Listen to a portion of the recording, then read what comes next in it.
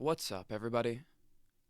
Brothers, sisters, psychonauts, and seekers of truth.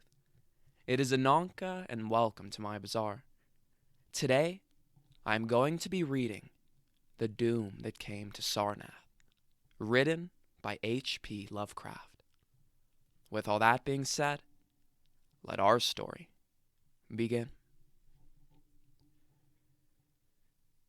There is in the land of Mnar a vast still lake that is fed by no stream, and out of which no stream flows.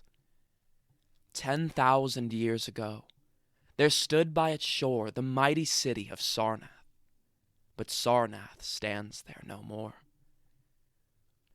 It is told that in the immemorial years when the world was young, before ever the men of Sarnath came to the land of Mnar, another city stood beside the lake, the gray stone city of Ib, which was old as the lake itself, and peopled with beings not pleasing to behold. Very odd and ugly were these beings, as indeed are most beings of the world, yet inchoate and rudely fashioned. It is written on the brick cylinders of Kadatheron that the beings of Ib were in hue as green as the lake and the mists that rise above it, that they had bulging eyes, pouting, flabby lips, curious ears, and were without a voice. It is also written that they descended one night from the moon in a mist, they and the vast still lake and gray stone city Ib. However this may be, it is certain that they worshipped a sea-green stone idol, chiseled in the likeness of Bolkrug, the great water lizard, before which they danced horribly when the moon was gibbous. And it is written in the papyrus of Harnack that they one day discovered fire, and thereafter kindled flames on many ceremonial occasions. But not much is written of these beings, because they lived in very ancient times, and man is young, and knows but little of the very ancient living things. After many aeons, men came to the land of Mnar, dark shepherd folk with their fleecy flocks, who built Thra, Harnack, and Kadatheron on the winding river Ai.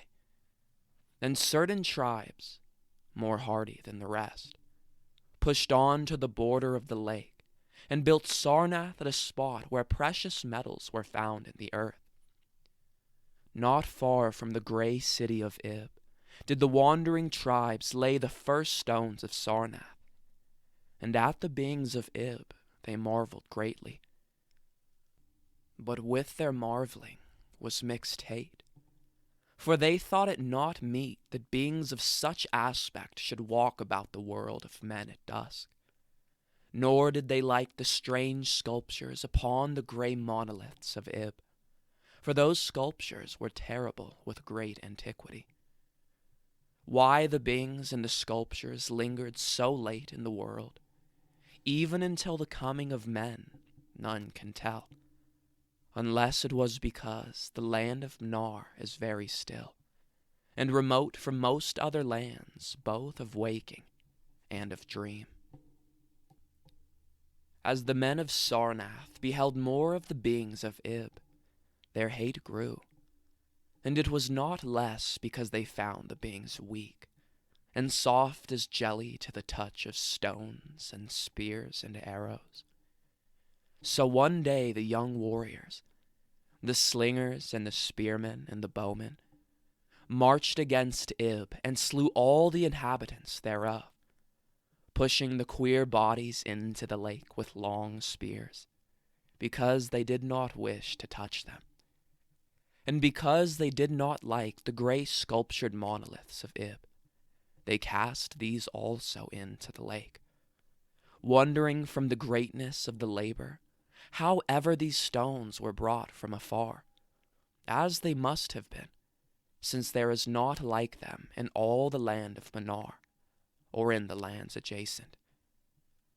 Thus of the very ancient city of Ib was nothing spared save the sea-green stone idol chiseled in the likeness of Bolkrug, the water lizard. This the young warriors took back with them to Sarnath as a symbol of conquest over the old gods and beings of Ib, and a sign of leadership in Mnar. But on the night after it was set up in the temple, a terrible thing must have happened. For weird lights were seen over the lake, and in the morning the people found the idol gone, and the high priest Taran Ish lying dead, as from some fear unspeakable.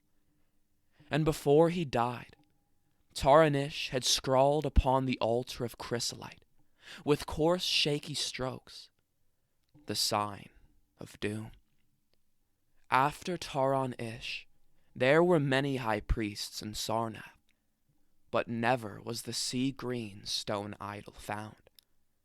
And many centuries came and went, wherein Sarnath prospered exceedingly, so that only priests and old women remembered what Taran Ish had scrawled upon the altar of chrysolite. Betwixt Sarnath and the city of Harnick arose a caravan route, and the precious metals from the earth were exchanged for other metals, and rare cloths and jewels, and books and tools for the artificers, and all things of luxury that are known to the people who dwell along the winding river Ai and beyond.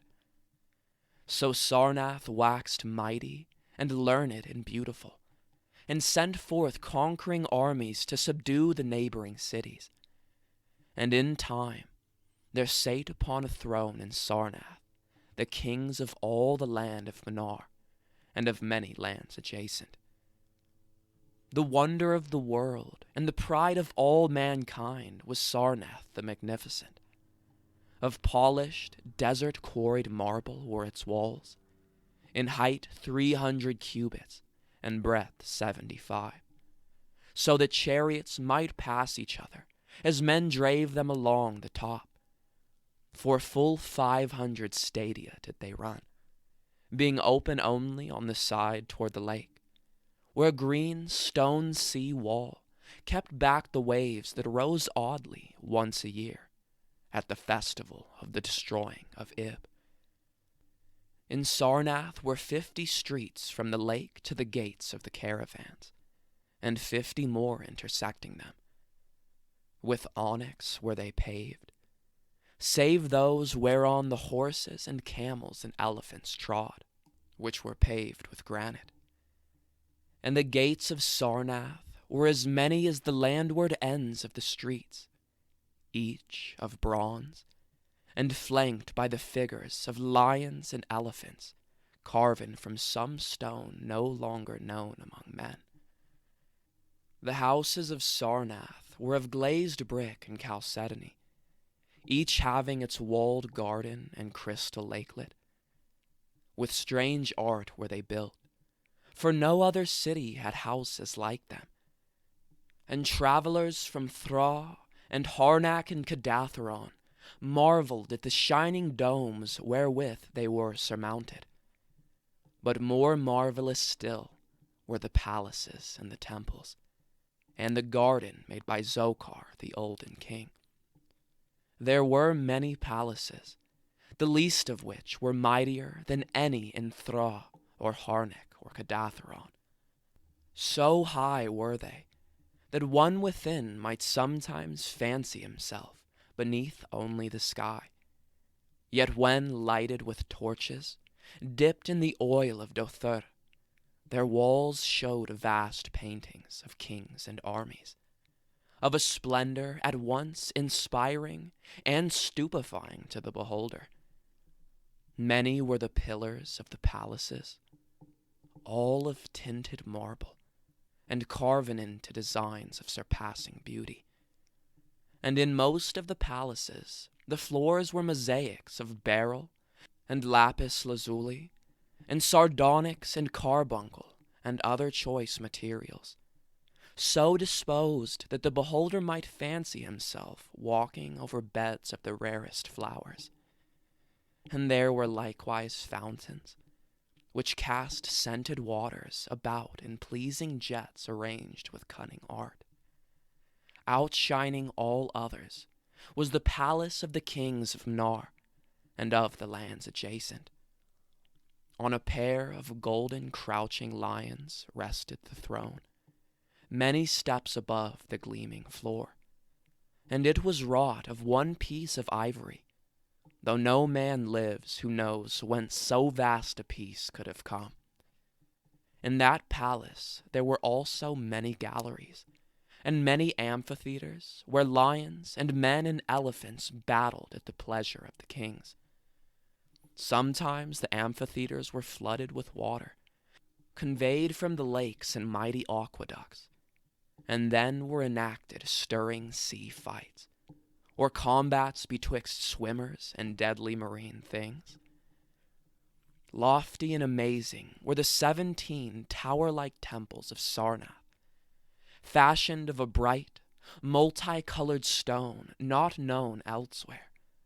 A full 1,000 cubits high stood the greatest among them, wherein the high priests dwelt, with a magnificence scarce less than that of the kings.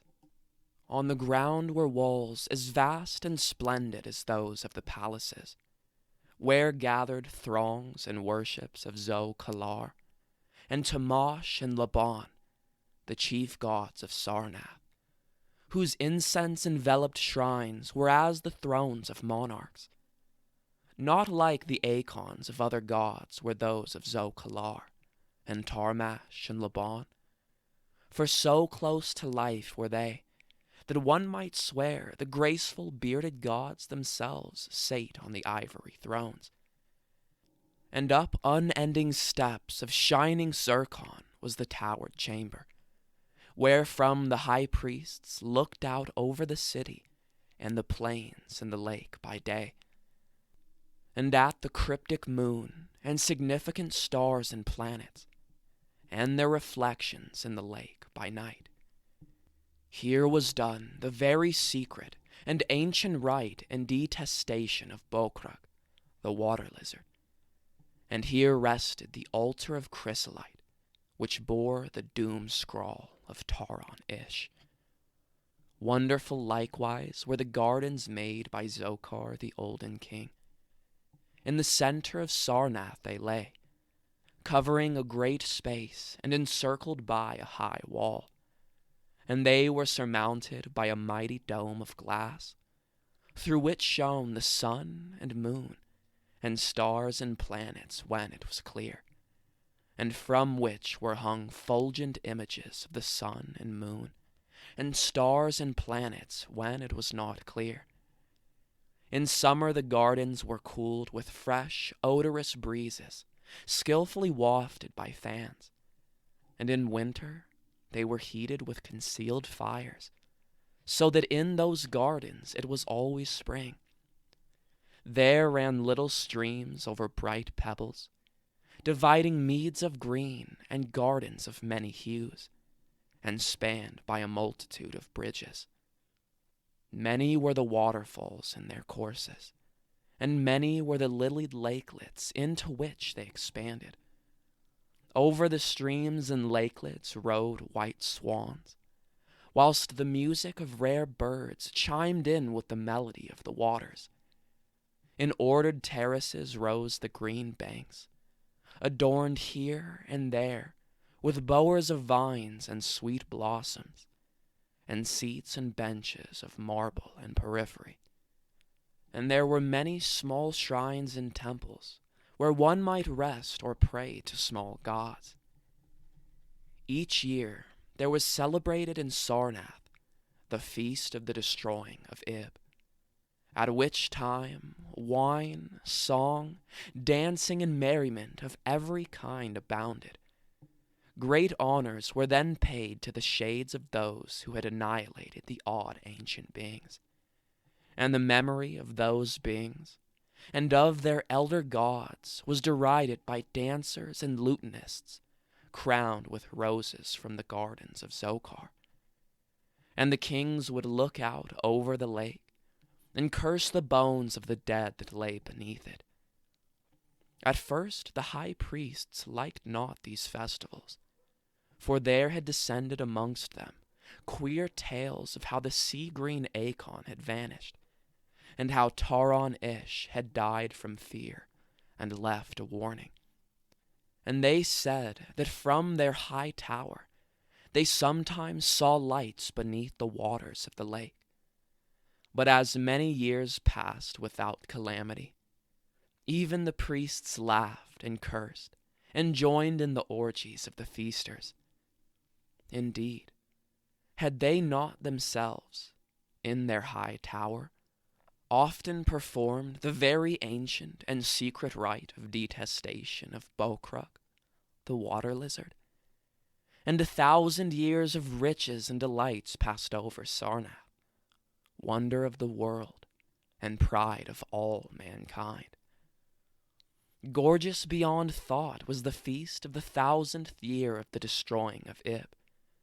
For a decade had it been talked of in the land of Mnar, and as it drew nigh, there came to Sarnath on horses and camels and elephants men from Thra, Harnik, and Kadatheron, and all the cities of Mnar and lands beyond. Before the marble walls, on the appointed night, were pitched the pavilions of princes and the tents of travelers, and all the shore resounded with the song of happy revelers. Within his banquet hall reclined Nargis Hay, the king, drunken with ancient wine from the vaults of conquered Pnath, and surrounded by feasting nobles and hurrying slaves. There were eaten many strange delicacies at that feast. Peacocks from the isles of Nariel in the Middle Ocean, young goats from the distant hills of Implan, heels of camels from the Benazic desert, nuts and spices from Sidathrian groves, and pearls from wave-washed Matal, dissolved in the vinegar of Thra. Of sauces there were an untold number, prepared by the subtlest cooks in all of Mnar, and suited to the palate of every feaster. But most prized of all the viands were the great fishes from the lake, each of vast size, and served up on golden platters set with rubies and diamonds. Whilst the king and his nobles feasted within the palace, and viewed the crowning dish as it awaited them on golden platters, others feasted elsewhere. In the tower of the great temple the priests held revels, and in pavilions without the walls the princes of neighboring lands made merry. And it was the high priest, Gnai Ka, who first saw the shadows that descended from the gibbous moon into the lake, and the damnable green mists that arose from the lake, to meet the moon, and to shroud in a sinister haze the towers and domes of fated Sarnath. Thereafter, those in the towers, and without the walls, beheld strange lights on the water, and saw the grey rock Acurion, which was wont to rear high above it near the shore, was almost submerged, and fear grew vaguely yet swiftly, so that the princes of Harnack and of Far Rokal took down and folded their tents and pavilions, and departed for the river Ai, though they scarce knew the reason for their departing. Then, close to the hour of midnight, all the bronze gates of Sarnath burst open, and emptied forth a frenzied throng that blackened the plain, so that all the visiting princes and travelers fled away in fright. For on the faces of this throng was writ a madness born of horror unendurable, and on their tongues were words so terrible that no hearer paused for proof. Men whose eyes were wild with fear shrieked aloud of the sight within the king's banquet hall, where through the windows were seen no longer the forms of Narcissus Hay and his nobles and slaves, but a horde of indescribable, green, voiceless things, with bulging eyes, pouting, flabby lips, and curious ears. Things which danced horribly, bearing in their paws golden platters set with rubies and diamonds containing uncouth flames. And the princes and travelers, as they fled from the doomed city of Sarnath on horses and camels and elephants, looked again upon the mist-begetting lake, and saw the gray rock Acurion was quite submerged. Through all the land of Mnar, and the lands adjacent, spread the tales of those who had fled from Sarnath, and caravans sought that accursed city and its precious metals no more. It was long ere any traveler went thither, and even then only the brave and adventurous young men of distant Felona dared to make the journey. Adventurous young men of yellow hair and blue eyes, who are no kin to the men of Mnar. These men indeed went to the lake to view Sarnath, but though they found the vast still lake itself, and the gray rock Acurion, which rears high above it near the shores, they beheld not the wonder of the world and pride of all mankind. Where once had risen the walls of 300 cubits and towers yet higher, now stretched only the marshy shore. And where once had dwelt 50 millions of men, now crawled only the detestable green water lizard. Not even the mines of precious metals remained, for doom had come to Sarnath. But half buried in the rushes was spied a curious green idol of stone, an exceedingly ancient idol, coated with seaweed and chiseled in the likeness of Bokrag, the great water lizard. That idol, enshrined in the high temple at Harnack, was subsequently worshipped beneath the gibbous moon throughout the land of Mnar.